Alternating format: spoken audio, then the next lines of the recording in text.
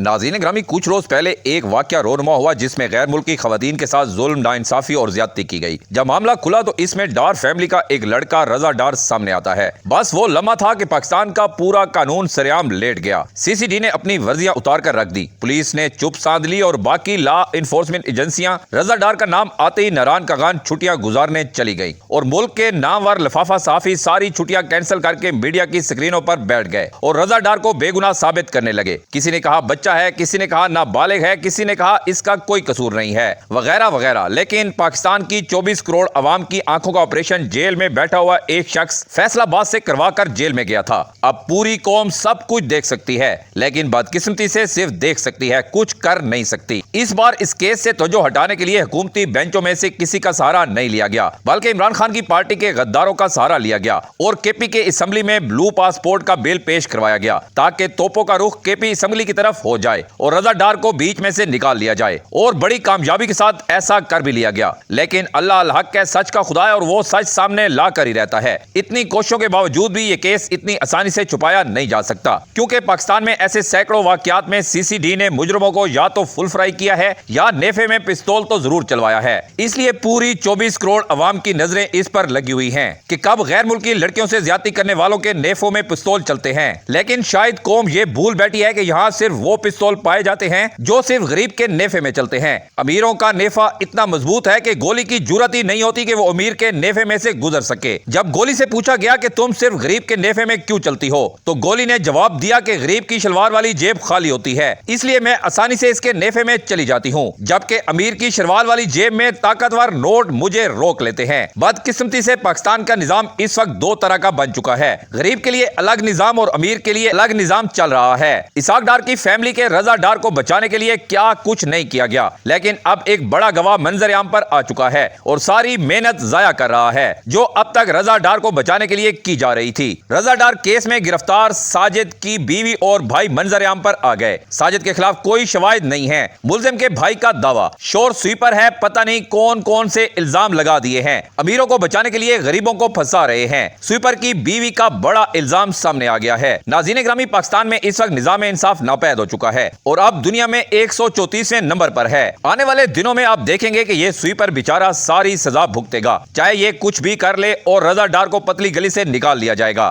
لیکن اب اس سویپر کی بیوی کا جو الزام ہے وہ اتنی آسانی کے ساتھ رد نہیں کیا جا سکتا کیونکہ قوم کے سامنے سب کچھ واضح ہو چکا ہے۔ ایک شخص کو بچانے کے لیے پورا نظام اس وقت لیٹا ہوا ہے۔ بس آخر میں یہی دعا کر سکتے ہیں کہ اللہ تعالی ہمارے پیارے وطن پاکستان پر رحم فرمائے اور ان ظالموں سے اس ملک کی جان چھڑوائے جنہوں نے سارے آئین اور قانون اپنے لیے بنائے ہوئے ہیں اور سزائیں صرف غریب کے لیے۔ اور اب سونے پہ سہاگا یہ نظام اس حد تک گر چکا ہے کہ اب جرم امیر کرتا ہے اور اس کی سزا غریب کو بھگتنا پڑتی ہے کیونکہ غریب کا قصور یہ ہے کہ وہ غریب ہے۔